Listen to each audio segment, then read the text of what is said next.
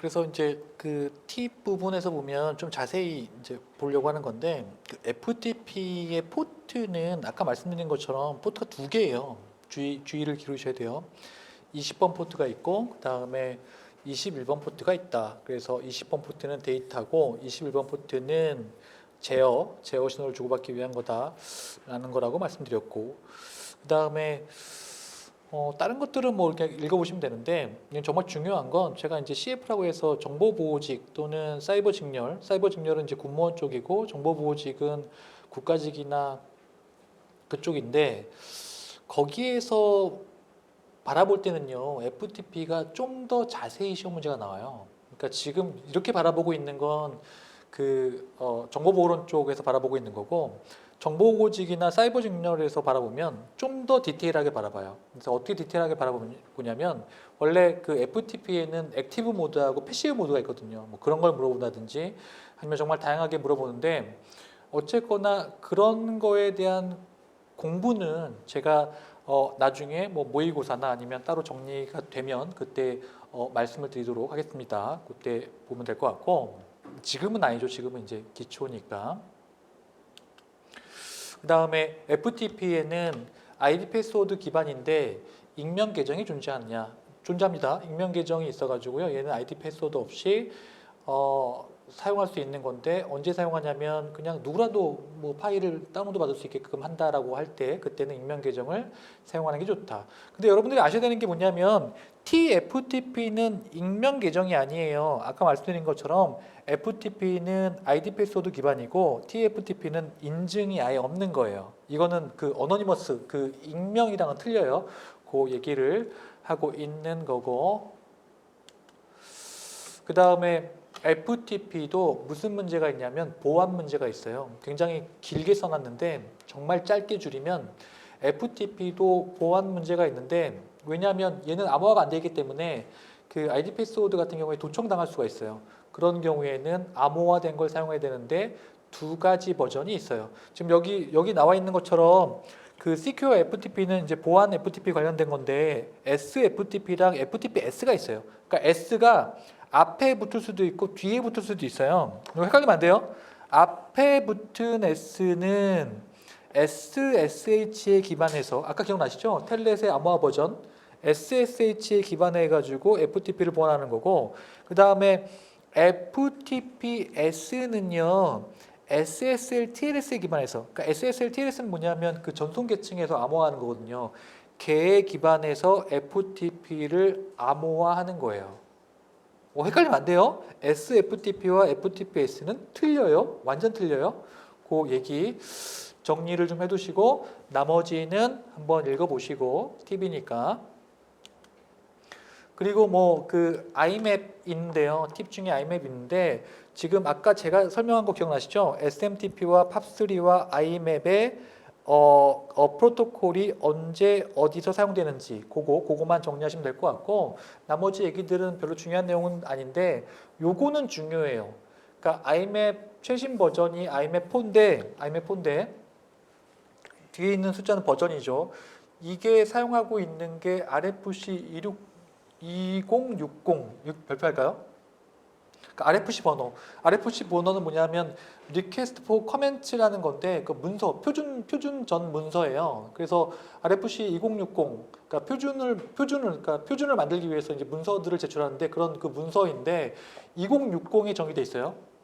2060 저거 외워야 돼요. RFC 2060 외워두시고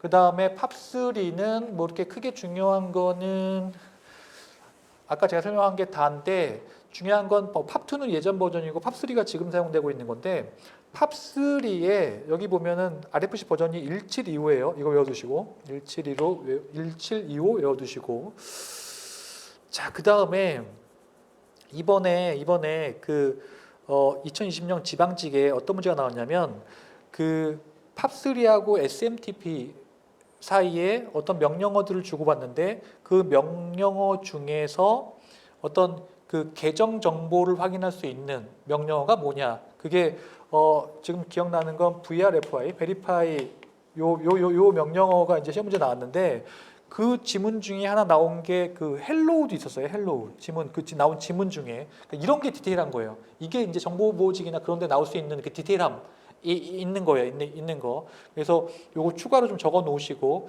이런 것들. 그래서 요거 자세한 얘기는 우리가 이제 그 전에 뭐 모의고사에 보거나 아니면 그 시험 문제 기출해서 다룰 때 보도록 할게요. 그런 명령을 주고 받는다 하는 개념인 거고. 그 다음에 아까 말씀드린 것처럼 HTTP를 어떤 관점에서 이메일 관점. 그러니까 원래는 HTTP가 이메일 관점이 아니라 원래는 그 HTML 문서 관점이잖아요. 근데 지금은 이메일 관점에서 바라보는 거예요. 그래서 웹서버에 이메일을 다 모아두고 내가 이제 접속해가지고 볼 수 있게끔 하는 거고 네이버나 지메일 같은 것들이 존재한다라는 거 기억나실 거죠. 자, 그리고 이제 그 전송 계층의 그 사계층 정보를 보여주고 있는 건데, 사계층에 있는 정보 보여주는 건데, 자, 일단 여러분들이 오늘 컴퓨터에서 또 해볼 명령어는 뭐냐면 네스텟이 네스텟 별표. 네스텟이라는 명령어를 치면 요런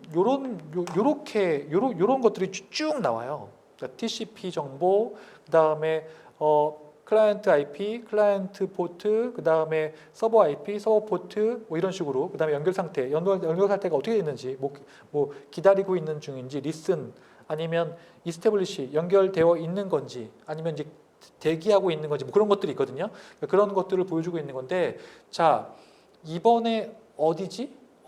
그 해양경찰인가? 2020년 해양경찰에 나왔던 시험 문제는 뭐냐면, 그것도 정보보호직이었는데, 뭐였냐면, 그 네스텟에는 뭐가 없어요? 맥 정보가 없어요. 네스텟에 없는 정보.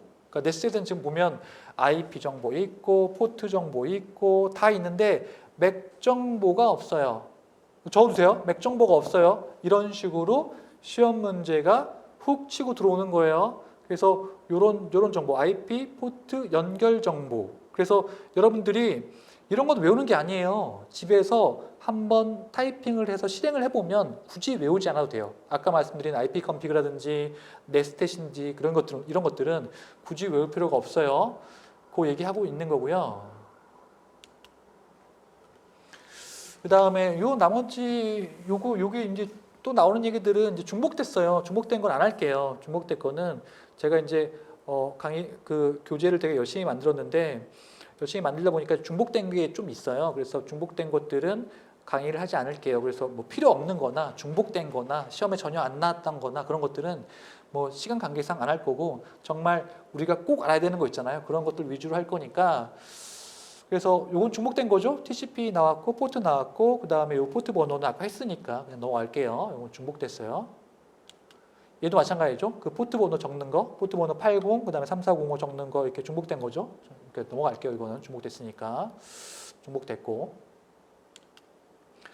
그 다음에 TCP를 자세히 보여주고 있는데 TCP는 기본적으로 연결지향이 왜 연결지향이냐면 연결을 맺고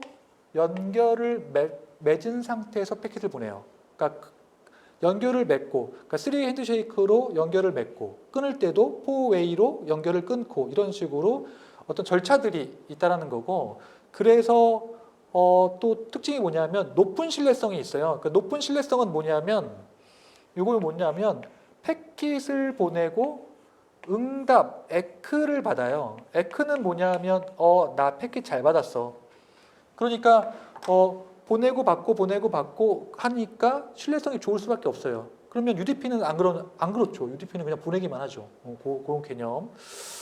그 다음에 뭐 가상회선 얘기 나오는데 요건 이제 데이터 통신 쪽에서 다시 한번 말씀드릴 거고 그 다음에 얘 같은 경우에 지금 보면 흐름 제어나 혼잡 제어를 제공한다고 돼 있는데 어쨌거나 얘는 요것이 어디에서?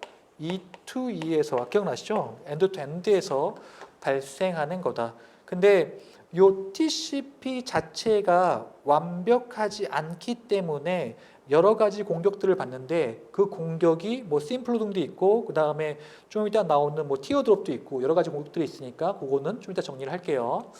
그 얘기인 거고. 근데 어쨌거나 TCP 원리를 아셔야 돼요. 그러니까 우리가 이렇게 열심히 공부하는 이유가 뭐냐면 원리를 모르면요. 그 공격이 도대체 왜 발생하는지 알 수가 없어요. 그 얘기를 하고 있는 거예요. 자, 그 다음에 자, 이거 볼까요? 자, 이거 보세요.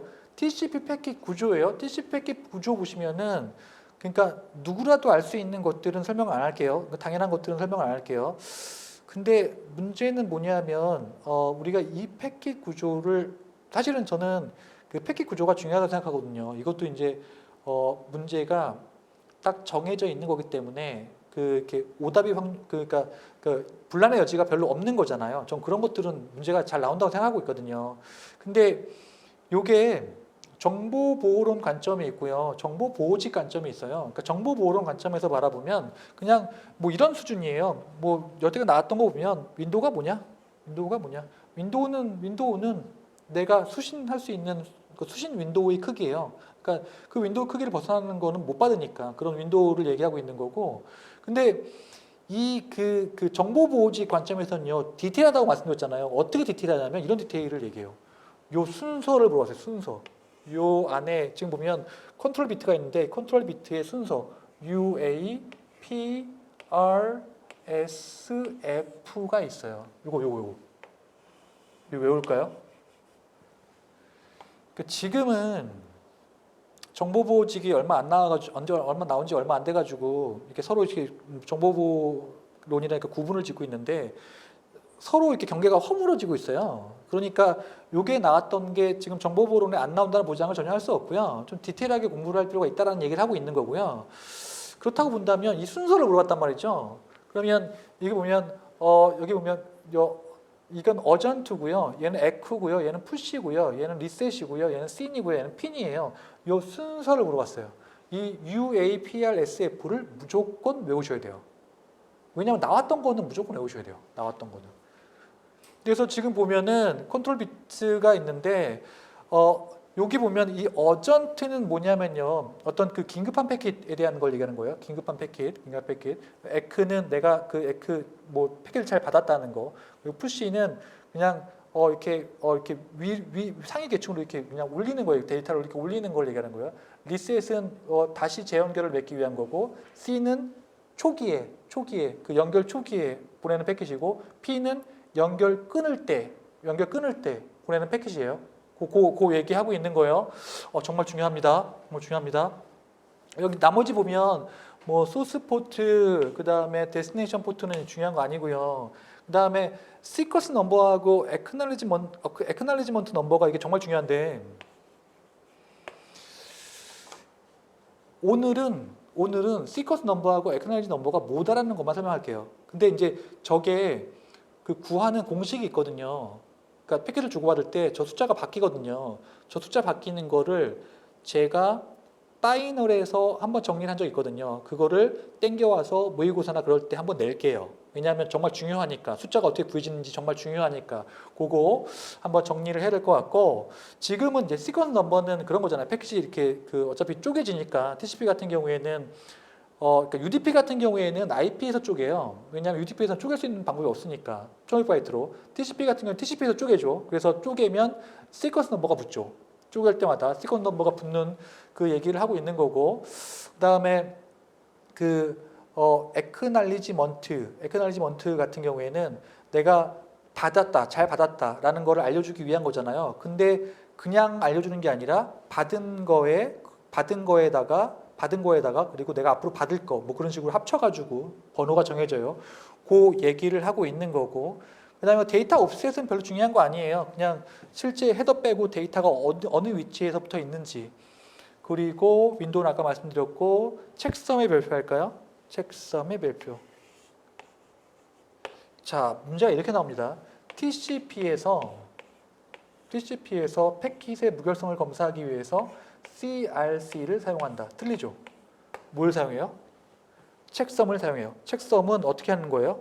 1의 보수 또는 2의 보수를 이용해서 책섬을 하는 거고 무결성을 체크하는 거고 CRC 같은 경우에는 그렇게 하는 게 아니에요. 얘는 그 이진 모듈로 그러니까 이진 나눗셈을 이용해 가지고 뭔가를 하는 건데 그 얘기는 나중에 데이터 통신 부분에서 자세히 다룰 거니까 그 얘기를 빼더라도 어쨌거나 CRC가 아니라 책섬이라는 거 중요해요. 그 얘기하고 있는 거고 그 다음에 어전트 포인터는 그 아까 그 긴급 데이터 관련된 놈인 거고 나머지는 그냥 보시면 되는 내용들이에요. 저는 이런 부분들이 정말 중요하다고 생각돼요. 시험에 나올 수 있는 부분도 굉장히 많고 꼭 정리하시고요.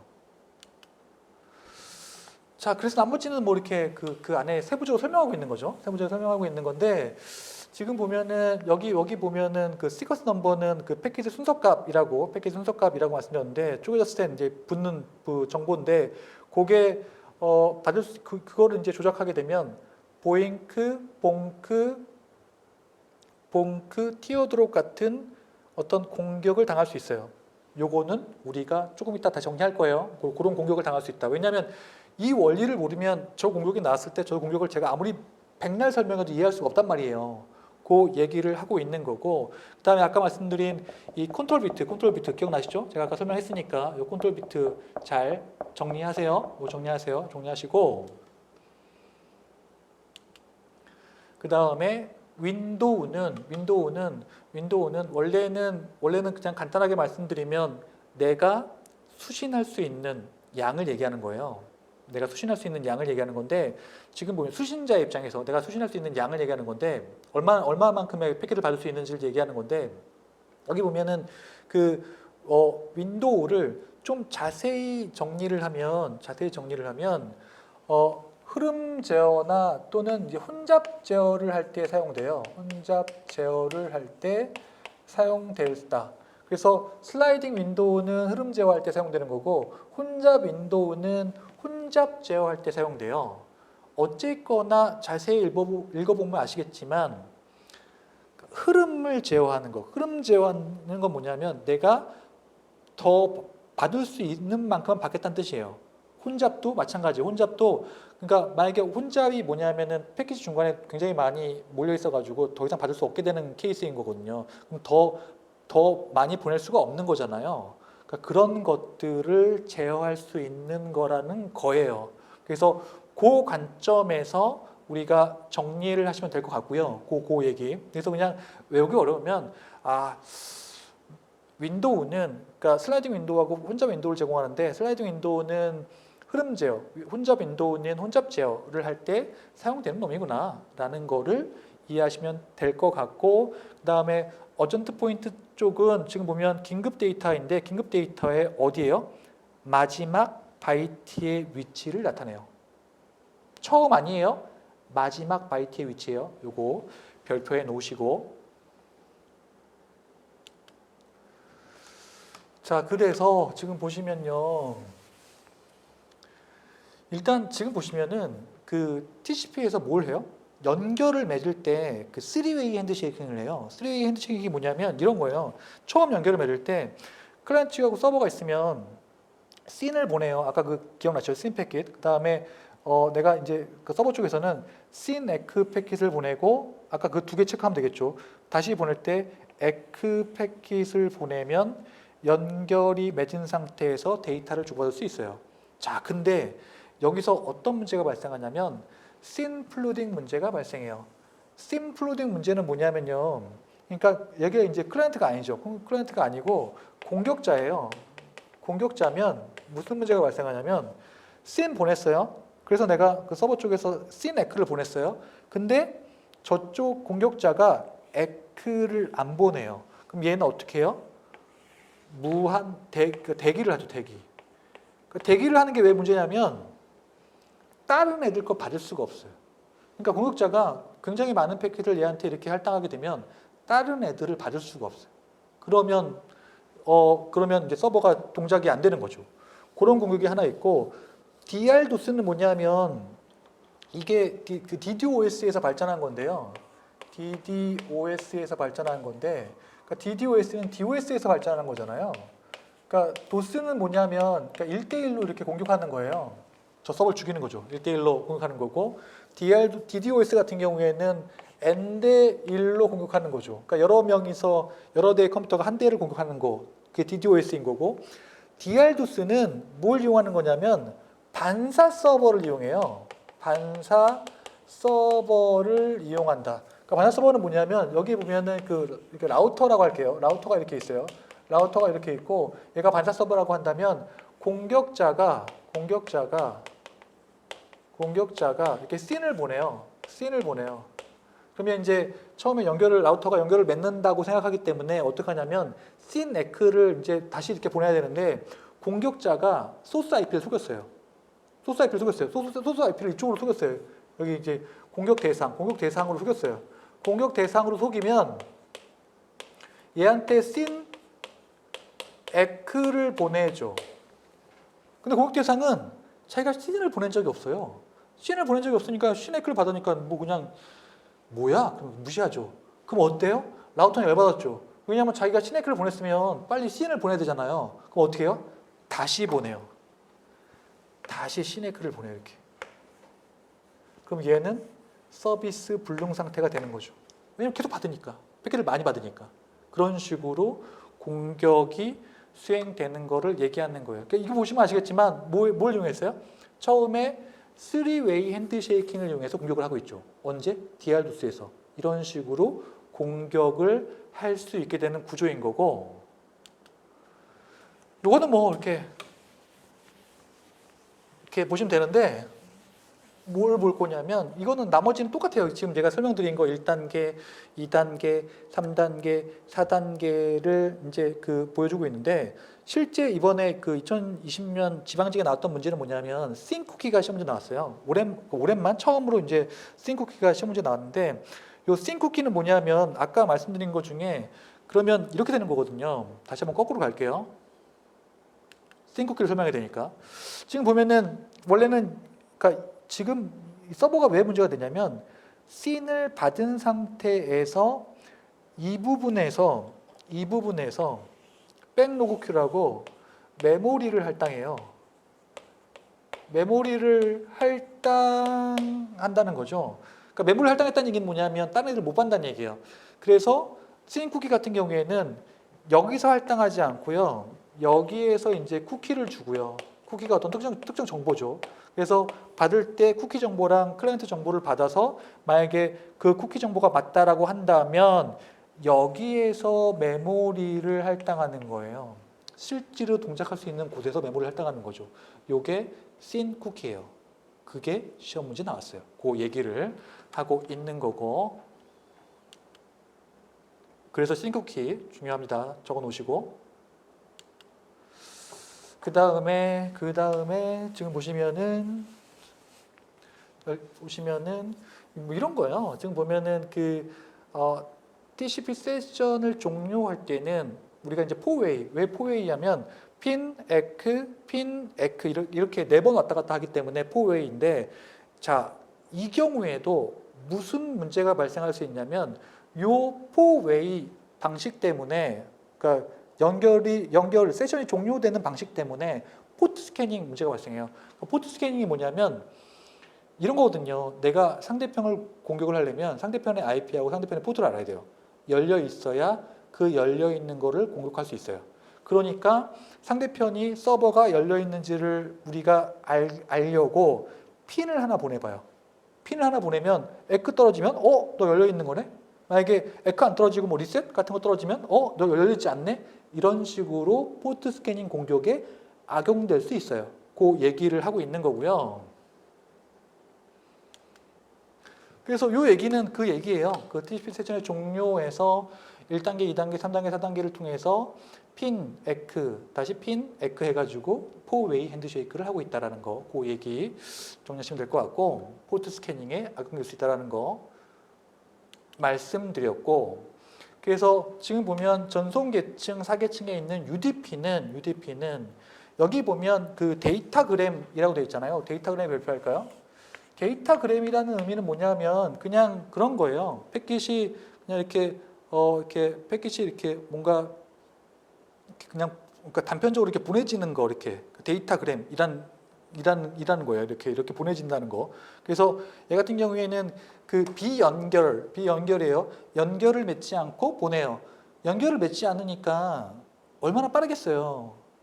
일단 이상한 시간이 소비되지 않잖아요. 이상한 시간이라는 건 뭐냐면 연결을 맺고 뭐 신뢰성처럼 뭐 비신뢰성이죠. 에크를 받지 않고 막 보내기만 하는데 그러면 교수님 얘는 얘는 시간은 절약할 수 있는데 도대체 어떻게 패킷이 되는 거죠? 만약에 순서가 바뀐다거나 그러면 어떡하죠? 그거는 얘에서는 못해요. 응용 프로그램이 알아서 해줘야 돼요. 헷갈리면 안 돼요. 응용 프로그램이 알아서 해줘야 돼요. 그 얘기하고 있는 거. 얘는 그런 게 없어요. 얘는 비연결, 비신뢰예요. 그래서 시간을 절약할 수 있기 때문에 뭐 이렇게 빠르게 보낼 때, 예를 들어서 멀티미디어 같은 거 보낼 때, 그럴 땐 좋아요. 그렇지만 뭐 은행 어플리케이션 절대 사용할 수 없어요. 큰일 나요. 그런 건 안 된다는 거죠. 이제 보시면은 UDP 패킷의 구조 보면 시험 문제 잘 나오죠. 이 안에 어떤 정보가 있는지. 이건 외우기 쉬우니까. 그러니까 뭐 이렇게 포트는 당연히 있어야 돼. 빼고 책성 기억나시죠? 책성 있어야 돼요. 그 TCP하고 똑같죠. 데이터는 당연히 있어야 되는 거고. 뭐 있어요? 랭스의 별표할까요? 전체의 길이.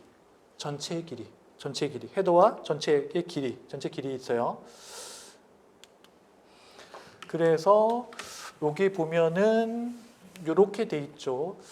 지금 아마 그 책 보면 뭐가 잘못됐냐면 제가 이제 강의 준비를 다시 하면서 보니까 오타가 살짝 있더라고요. 여기 보면은 그 랭스 철자가 잘못됐을 거예요. 그 LENGTH니까요. 요 철자 수정해 주시고, 그다음에 책섬 CRC가 아니라 책섬이 사용된다라는 개념인 거예요. 그 얘기 제가 말씀드렸죠. 자, 그다음에 자 여기 보시면은 이런 게 있어요. 자, 일단 이거 적어 놓을까요? 전송 계층 프로토콜에 기본적으로 TCP하고 UDP 말고도 또 뭐가 있냐면 RTP가 있고요. RSVP가 있고 SCTP가 있어요. 그래서 SCTP부터 말씀드리면 요거는 그냥 그 TCP하고 UDP랑 비슷한 프로토콜인데 지금은 이제 거의 많이 사용되지 않는 거고요. 지금 많이 사용되고 있는 건 RTP하고 RSVP가 많이 사용되는데 RTP 같은 경우에 여기 나와 있는 것처럼 이 R이 리얼타임이에요. 실시간으로 뭘 해요? 멀티미디어 전송하기 위한 거예요. 자, 저기서 이제 우리가 외워야 되는 건 뭐예요? 실시간. 두 번째 RFC 1889 외우시고, 그리고 얘는 RTP하고 RTCP, 그러니까 FTP처럼 컨트롤 관련된 놈이 따로 존재한다는 거 기억하시고, 그 다음에 다른 것들은 그냥 한번 읽어보시고요. 그래서 뭐 비디오 회의나 아니면 영상 회의할 때 사용될 수 있다는 거인 거고, 그 다음에 RSVP가 있어요. RSVP 중에 요 V는 뭐냐면 레저베이션이에요. 레저베이션이 뭐죠? 레저베이션은 예약이에요. 그러니까 자원을 미리 예약해 놓는 거예요. 왜냐하면 아까 네트워크에서 뭐가 발생할 수 있죠? 혼잡이 발생할 수 있단 말이에요. 혼잡이 발생할 수 있으니까, 혼잡이 발생하면 무슨 문제가 발생하죠? 혼잡이 발생하면 패킷을 못 보내니까. 근데 정말 중요한 패킷이 있을 수 있는 거잖아요. 그런 경우에는 자원을 미리 예약해 놔요. 근데 이게 문제가 뭐냐면 자원을 미리 예약해 놓잖아요. 그러면 예약해 놓은 놈만 쓸 수 있어요. 다른 애가 대신 사용할 수가 없어요. 그래서 RSVP가 존재한다라는 거 말씀드릴 수 있고, 자, 그리고 나머지는 그렇게 중요도가 떨어져요. 나머지는 그렇게 중요한 건 아니고, 세션 계층은 아까 말씀드린 것처럼 효율적으로 세션을 관리하는 건데, 지금 보면 연결 복구 시도라든지 아니면 재연결한다든지 이런 거, 세션 관련된 거, 그리고 표현 계층은 아까 말씀드린 것처럼 뭐 이렇게 압축, 암호화, 뭐 이런 다양한 것들을 수행한다라는 개념으로 말씀드렸죠. 기억나시죠? 변환 관련된 거. 그리고 이제 응용 계층도 이게 중복되는 건데 지금 보면은 응용 계층을 사용하려면 기본적으로 표준이 있어요. 그러니까 응용 계층 프로토콜을 만들 때 표준을 사용해야 되는데 이런 것들이 표준이에요. 엑사 400, 엑사 500, FTAM 이 표준이 있는데 이 표준은 뭐냐면 이런 것들 그 파일 전송할 때, 이메일 사용할 때, 아니면 디렉토리 서비스는 그 우리가 지금 사용하고 있는 폴더 그런 디렉토리가 아니고요. 이 디렉토리는 그 네트워크상에서 우리가 이제 그 원격으로 접속해가지고 파일을 보고 막 그런 디렉토리 얘기하는 거예요. 그런 것들을 사용할 때 표준이 존재한다라는 거. 자, 그리고 지금 보면은 이 프로토콜들이 쫙 정리되어 있는데 FTP 아까 말씀드렸죠, 텔넷 아까 말씀드렸죠, SMTP 아까 말씀드렸죠, DNS 아까 말씀드렸죠, 기억나시죠? 그거 말씀드렸죠. 드렸고 TFTP 아까 말씀드렸죠, HTTP 아까 말씀드렸죠, POP3, IMAP 그리고 RPC, NetBIOS 그 다음에 SNMP 다 말씀드렸죠. 그렇죠? 중요해요. 정리하셔야 돼요. 그 얘기하고 있는 거고. 자, 그 다음에 네트워크 보안 쪽에 그 TCP/IP 부분이 있어요. 얘가 이제 그 32페이지일까요? 32페이지 보시면 되는데 얘는 2014년부터 2019년까지 영문제라고 되어 있는데 이것도 좀 애매해요. 그러니까 영문제라서 완전히 영문제가 아니에요. 그러니까 정말 영문제면 제가 강의를 아예 안 해요. 왜냐하면 진짜 영문제니까. 근데 이거는 그러니까 여기도 겹치고 저기도 겹치니까 영문제일 수가 없어요. 그래서 시험 영문제는 아니고 좀 이렇게 난이도가 좀 떨어지는 단점에서 바라보시면 될 것 같아요. 아예 안 나오진 않았어요. 다른 데랑 겹쳐서 그렇지. 그래서 지금 보면은 그 원래는 옛날에는 OSI 7 레이어 관점에서 해석을 했는데 그거를 이제 좀 그 계층을 좀 통합해 가지고요. TCP/IP로 돼 있거든요. TCP/IP는 5계층이고 OSI 7 레이어는 7계층인데 TCP/IP로 해석할 수도 있고 OSI 7 레이어로 해석할 수도 있어요. 그래서 계층이 좀 틀리죠. 다른 것들은 외울 필요 없어요. 어플리케이션도 같고 트랜스포트도 같고 다만 인터넷만 틀려요. 네트워크 레이어를 인터넷 레이어라고 불러요. 그리고 그 다음에 데이터 링크나 피지컬을 네트워크 인터페이스 레이어 그 다음에 뭐 이런 식으로 부르는데 요 부분만 조심하시면 돼요. 요 부분만 좀 이름이 좀 틀리다라는 거, 뭐 하는 역할이 틀린 건 아니에요. 이름이 좀 틀리다는 개념인 거예요. 그렇게 정리하셔야 되고, 그래서 지금 보면은 이쪽 부분은 어플리케이션 부분인 거고, 그 다음에 여기 트랜스포트는 TCP, UDP 동일하죠. 그 다음에 인터넷 레이어, 네트워크 레이어, 인터넷 레이어는 IP, ICMP, ARP, RARP, IGMP 같은 애들이 있어요. 요거 발표할까요? 밑에 부분들은 이렇게 그 동일한 내용들인데 여기 보면 IP는 그 TCP/IP의 그 IP예요. 기억나시죠? 이 IP 인터넷 프로토콜 이 IP 자체도 IP 주소를 의미하면서 비신뢰성, 비연결 그런 특징을 갖고 있어요. 그리고 ICMP는 제어 메시지 적어 놓을까요? 제어 메시지를 전송해요. 그러니까 제어 메시지가 뭐냐면 이럴 수 있잖아요. 내가 저 상대편에 있는 PC가 죽었는지 살았는지 알고 싶어요. 그럴 경우에는 방법이 뭐가 있냐면 저 ICMP를 이용하면 돼요. ICMP가 뭘 해요? 그 제어 메시지, 그러니까 상대편이 죽었다는 그 메시지를 나한테 전송해 줘요. 그런 걸 얘기하는 거예요. 그리고 ARP는 아까 말씀드린 것처럼 IP를 주면 맥 주소로 바꿔주는 거고, RARP는 맥 주소를 주면 거꾸로 IP 주소를 주는 거예요. 요 RARP의 R은 리버스예요. 리버스. 그리고 IGMP는 멀티캐스트 그룹 적어 놓을까요? 멀티캐스트 그룹. 그러니까 멀티캐스트 그룹은 뭐냐면 그런 거잖아요. 그러니까 유니캐스트는 1대1로 보내는 거고, 그 다음에 브로드캐스트는 그냥 쫙 보내는 거고, 그 멀티캐스트는 내가 특정하게 지정된 그룹에만 보내는 거거든요. 그래서 멀티캐스트 그룹에 들어가고 빠지고 하는 거거든요. 이게 어디만 해서 되냐면 여러분들이 지금 보고 있는 그 IPTV 같은 경우에는 멀티캐스트 그룹에 포함되어 있어야 그 해당하는 방송 패킷이 나한테 온단 말이에요. 그런 식으로 할 때 IGMP를 사용하게 되는 개념인 거죠. 그 얘기를 하고 있는 거고. 그래서 일반적으로 보시면 TCP/IP 관점에서 네트워크 계층은 일단 그 물리하고 데이터 링크를 포함하고 있는 계층이니까 그냥 표준화된 인터페이스, 뭐 연결하는 거, 케이블, 아니면 호환성 뭐 그런 관점에서 바라보면 되고, 인터넷 계층은 아까 제가 말씀드린 그런 다양한 프로토콜, 뭐 ARP, RARP, 아니면 라우팅 아시죠? 라우팅 같은 거 기능을 수행하게 되는 거고, 그 다음에 그 인터넷 계층에 보면 프로토콜이 또 더 많은데 IP 설명했죠? ICMP 여기 보면은 비연결형 또 하나 적어 놓을까요? 비신뢰성 적어 놓으세요.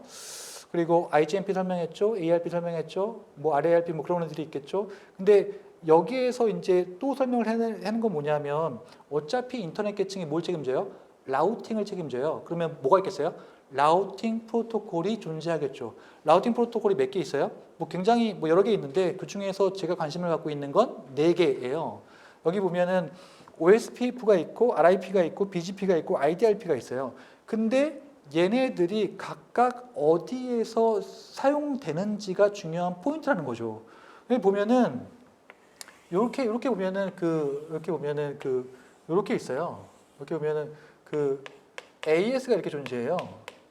AS가 뭐냐면 그 오토노머스 시스템이라고 그 자율 시스템 이게 뭐냐면은 그 동일한 라우팅을 사용하는 곳인데 그 대표적으로 아까 그 네트워크랑 그 IP 주소가 네트워크 주소가 있고 그 다음에 호스트 주소가 있다 했잖아요. 그러니까 같은 네트워크인 거예요. 같은 네트워크 주소 사용하고 있는 부분이라고 보시면 되고 그러면은 어떤 케이스가 발생하냐면 요 안에서 패킷을 주고받을 수도 있고 요 사이에서 패킷을 주고받을 수도 있고 요 경계에서 패킷을 주고받을 수도 있어요.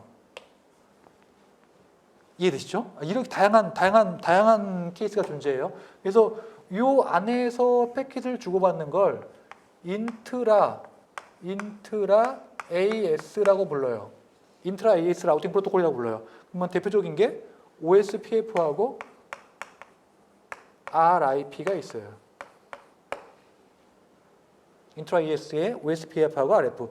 그 OSPF하고 RIP 보면 그 OSPF 같은 경우에는 뭐 그러니까 뭔가 라우팅이 이제 뭔가 바뀌면 전체를 다 업데이트해야 되는 부담이 있어가지고 RIP 같은 경우에는 바뀐 것만 업데이트하는 건데 그런 뭐 이렇게 디스턴트 팩터, 링크 스테이트 뭐 그런 복잡한 이론들이 있어요. 그런 것들도 나중에 기회가 되면 모의고사에서 왜냐하면 지금 시험 문제 나오진 않았는데 어차피 범위에 포함되어 있거든요. 그러니까 교수자가 맘만 먹으면 낼 수 있는 문제라는 거예요. 제가 말씀드리는 건 그런 얘기가 있는 거고. 그 다음에 지금 인터 AS가 있는데요. 여기 보면은 얘가 인터 AS 라우팅 프로토콜이에요. 요게 뭐가 있냐면 IDRP가 있어요. 적어 놓으세요. 그림 옆에 적어 놓으세요. 그리고 경계는 BGP. 굳이 따지자면 얘도 인터 AS 라우팅 프로토콜이라고 볼 수 있어요. 왜냐하면 이게 경계냐면 여기 보면 그 AS 경계에 있는 게이트웨이 사이에서 라우팅 케이블이 주고받는 프로토콜 라우팅을 주고받는 거거든요. 그 얘기를 하고 있는 거니까 요 그림을 그린 다음에 꼭 기억을 하시면 좋을 것 같고요. 그 얘기하고 있는 거고. 그 다음에 그 전달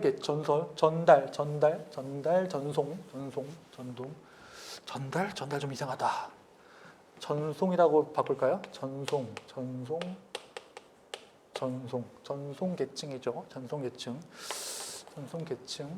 그래서 전송 계층에는 TCP하고 UDP가 존재한다라고 말씀드렸고 응용 계층 같은 경우에는 지금 보시면은 응용 표현 세션을 다 포함하고 있는 계층이니까 TCP IP 관점에서 뭐 아까 말씀드린 전자우편, 원격 로그인 파일 전달 같은 것들이 어떤 그 X400, X500, FTAM 그런 프로토콜을 사용해서 전송한다라는 거 표준이 정해져 있다라고 말씀드렸어요. 기억나실 거고 얘도 마찬가지예요. 응용 계층인데 중복돼 있죠. 응용 계층 프로토콜 중에 중복돼 있죠. 보시면은 HTTP 필요 없고 웹페이지보다는 HTML이 낫죠. SMTP 기억나시죠? 텔넷 기억나실 거고 FTP 기억나실 거고 핑의 별표할까요?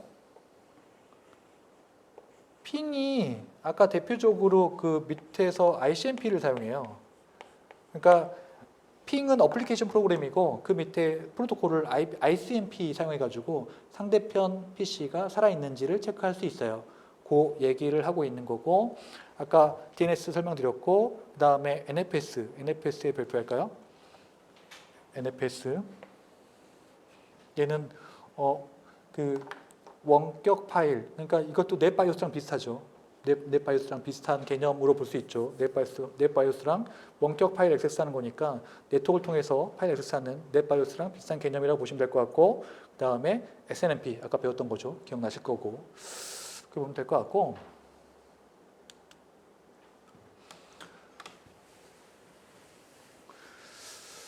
그 다음에 요거만 하고 좀 쉴게요. 그 SIP가 있는데요. SIP에 그 보시면은 이니시에이션에 발표할까요? 이니시에이션이 뭐예요? 그러니까 이렇게 초기화하는 거잖아요. 뭘 초기화해요? 내가 멀티미디어 서비스를 시작하려고 할 때 초기화를 담당한다. 여기 보면은 생성, 수정, 종료 같은 거. 그래서 IP 주소를 사용하는 게 아니라 SIP URL이 따로 존재해요. 그런 것들을 이용해서 사용할 수 있는 거고 얘는 어디에서 동작하는 거냐면 어플리케이션 레이어예요. 어플리케이션의 별표. 그래서 언제 사용하냐면 인터넷 전화라든지 화상회의라든지 그런 거에서 사용될 수 있다라는 개념인 거예요. 그래서 이후의 얘기는 우리가 좀만 쉬었다가 하도록 할게요.